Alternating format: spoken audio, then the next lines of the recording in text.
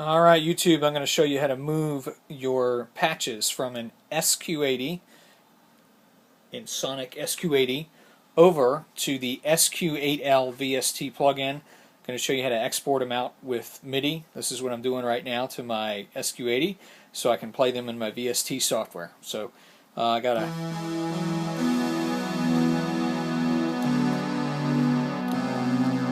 Alright, so there's some example of the thick sound here you get with the SQ80.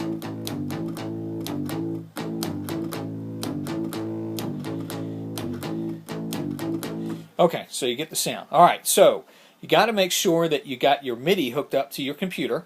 So you got the MIDI out here. Alright, you can't really see it, but so I got a cable on the MIDI out, and that goes to the input on my computer MIDI interface. So we're all hooked up there, and I'm going to show you the program that I'm using. It's called MIDI-OX. So MIDI-OX is going to take a Sysex export, so I'm going to bring that up right now. So we go to here on View, we go down to Sysex, and then that brings up this Sysex window here. And you also, before we do this, let's show you something.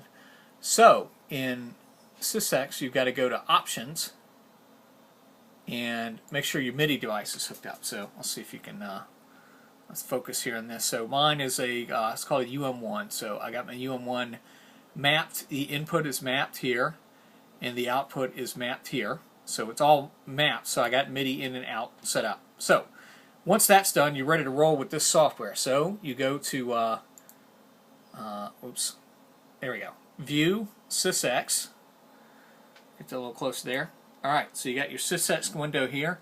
You want to do a manual dump. See, it says manual dump, so you go like this.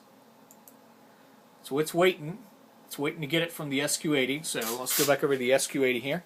So I got this wonderful bank that I want to move over to my SQ8L. So you go to Storage Disk. Pressing that, you get a window that looks like this. You want to do MIDI. You're going to send, and you're going to send the internal program banks. You can't send the cartridges, you can only send the internal. So I'm doing it. Bam, it's sending. So over here on the computer, you see that it's received everything. It's a small file, very quick. So I'm done. There's all my hex stuff from my Sysex. I'm going to right click on that and save as, and I'm going to call that bass SYX, because that's the name of the file. Let's get a little closer there. Alright, so I'm saving it in my little SQ80 folder here called SQ80 Sysex. So saving it. Alright, so you get that. Alright, now I'm going to open up my music software so you can see how this works. I use a program called Reaper. It'll work the same in almost any software. So alright, Reaper's up. So this, I'm not going to go into Reaper here, but this VST will look awfully familiar. There it is, ladies and gentlemen. It's the SQ8L, which is the VST that simulates an SQ80. So let's drill in a little bit here, and we're going to do a file. Go down to Import Bank File. Okay. This looks awfully familiar, doesn't it? So there's our bass Sysex, or bass Sys, and I'm going to load it, and then it's asking me if that's what I should see, and I don't know if you can tell from there, but that is all my patches. So I'm going to overwrite the programs that are in there, and bam, look at this. There's my hit bass. Then when you right click here, it'll show you everything you just loaded.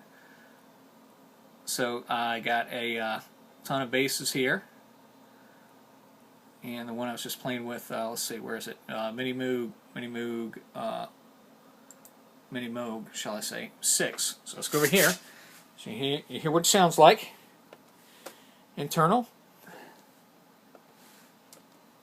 We're going to play 3. Now let's play with sequence 4.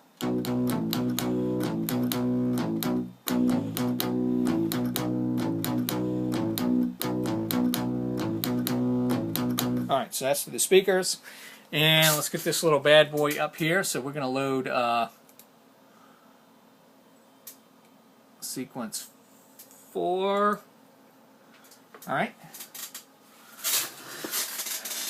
All right.